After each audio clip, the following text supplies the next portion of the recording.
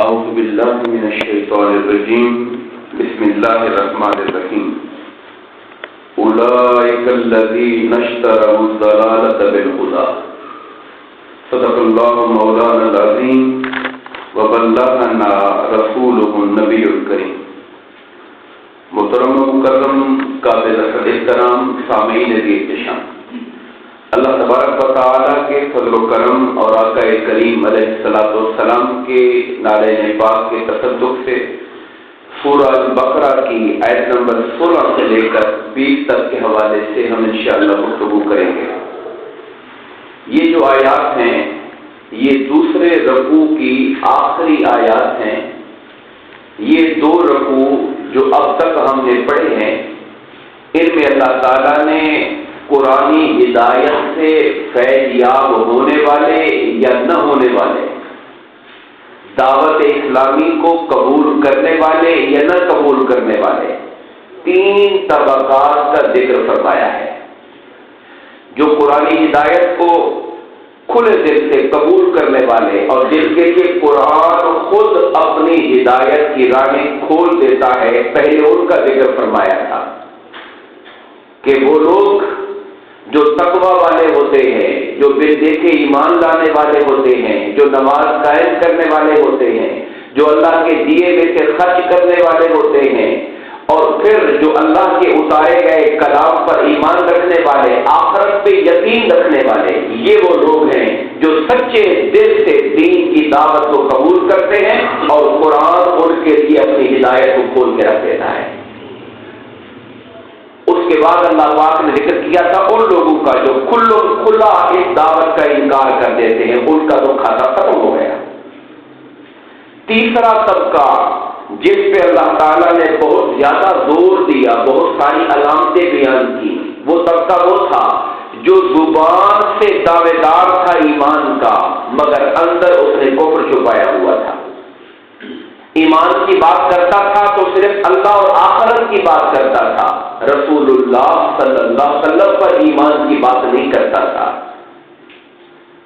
پھر ذکر فرمایا رب کائنات نے کہ یہ وہ لوگ ہیں جو اللہ رسول کو، ایمان والوں کو دھوکہ دینے کی کوشش کرتے ہیں۔ ہمیں ان کی عادتیں، خصلتیں بتائی گئی کہ جو دھوکہ دینے کی نفسیات رکھتے ہیں، قرآن ان کے لیے ہدایت کی راہ نہیں کھولتا۔ پھر آگے ذکر فرمایا تھا کہ ان کے دلوں میں مرض ہے، منافقت کا مرض ہے، جو اسلام ترقی کرتا ہے تو ان کی نفرت میں اور اضافہ ہوتا چلا جاتا ہے۔ مسلمانوں کی جب ان سے کہا جاتا ہے کہ فساد مت کرو، تو بجائے اپنی حرکتوں پہ غور کرنے کے وہ الٹا کہتے ہیں کہ ہم تو اصلاح کرنا چاہتے ہیں، آپ نے فسادی کہہ رہے ہیں۔ وہ اپنے فساد کو اصلاح کے پردے میں، یعنی نعرہ اصلاح کا لگاتے ہیں اور اندر ان کے فساد چھپا ہوا ہوتا ہے۔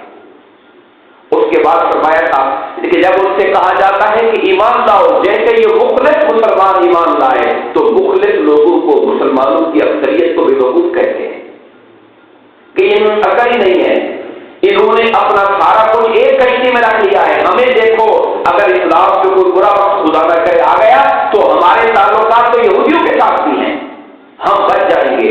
یہ جو ڈبل دو کشتیوں کے مسافر بنے ہوئے ہیں، اسے چلاکی سمجھتے ہیں اپنی، یہ منافقت ہے جو اپنے مقدر کو ایک جگہ نہیں جوڑتے۔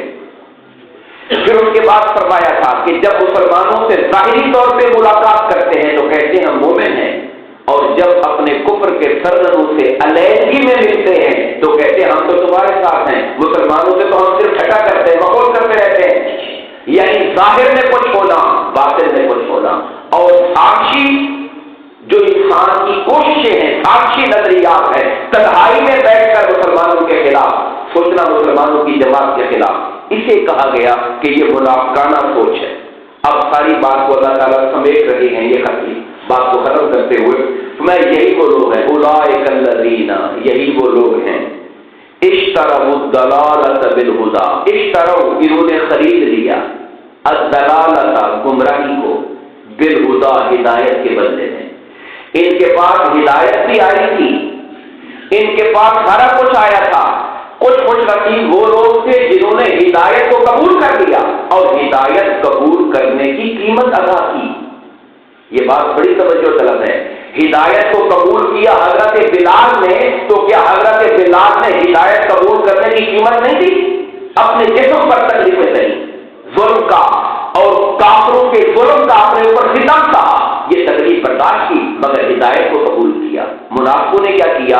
انہوں نے دیکھا کہ مفادات کہیں ختم نہ ہو جائیں، انہوں نے ہدایت کی بجائے گمراہی کو قبول کر لیا. اللہ نے سب کے لیے ہدایت و گمراہی رکھی تھی، مگر انہوں نے ہدایت کے بدلے میں گمراہی کو قبول کر لیا. خدا فرماتا ہے فما ربحت تجارتہم، انہوں نے یہ جو سودا کیا ہدایت چھوڑ کے گمراہی والا، یہ سودا ان کے لیے فائدہ مند نہ ہوا، یہ نفع بخش نہ ہوا. وما کانوا مہتدین، اور یہ راہ ہدایت کو پانے والے نہ ہوئے. اب اگلی جو آیات ہیں 2-3، اس میں اللہ تعالیٰ نے مثالوں سے سمجھایا کہ ان کی مثال کیا ہے. میں اس کو اختصار کے ساتھ آپ کے سامنے رکھ دیتا ہوں. مثلہم کمثل الذی استوقد نارا، ان منافقوں کی مثال ایسے ہے جیسے کسی شخص نے آگ جلائی. اب مثالوں کو سمجھنا پڑتا ہے. جیسے کسی شخص نے آگ جلائی، فلما اضاءت ما حولہ، جب آگ جلتی ہے اندھیرے میں تو ماحول روشن ہو جاتا ہے.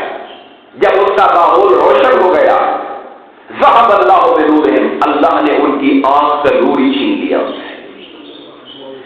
وہ شخص جس نے آگ جلائی وہ نبی مکرم صلی اللہ علیہ وسلم نے کفر کے اندھیرے میں اسلام کے نور کو اٹھایا. حضور پاک نے روشن ہوا ماحول، لیکن جب ان کے دل میں کفر منافقت تھی تو اللہ نے ان کی بینائی کو چھین لیا. باہر روشنی تھی مگر وہ دیکھنے سے بے نظر ہو گئے. اللہ نے کیوں چھین لیا؟ کیونکہ انہوں نے منافقت کو، گمراہی کو پسند کیا. اللہ نے پھر ان کو کہا ٹھیک ہے، پھر تمہیں ہدایت کا نور نظر نہیں آئے گا. وَتَرَكَهُمْ فِي ظُلُمَاتٍ، چھوڑ دیا اللہ نے ان کو تاریکیوں میں. لا يُبْصِرُونَ، انہیں کچھ دکھائی نہیں دیتا. صُمٌّ، وہ گونگے ہیں. صُمٌّ، وہ بہرے ہیں.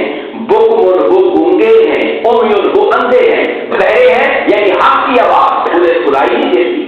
ایک بندے میں جب نفرت پیدا ہو جائے، آپ اسے جتنی باتیں بھی کریں گے کوئی توجہ نہیں ہوگی اس کے طرف. وہ حق کو دیکھ نہیں سکتے، وہ حق کو بول نہیں سکتے. فَهُمْ لَا يَرْجِعُونَ، اب یہ پلٹ کر اسلام میں آنے والے نہیں ہیں، اس لیے کہ اندھیری ہو چکے حق کو دیکھنے سے، اور گونگے بہرے بھی ہیں. ان کا کیا چانس ہو سکتا ہے کہ یہ واپس آئے حق کی طرف؟ اس کے بعد فرمایا او کسیب، دوسری مثال یہ ہے او کسیب من السماء، جیسے آسمان سے موسلادھار بارش.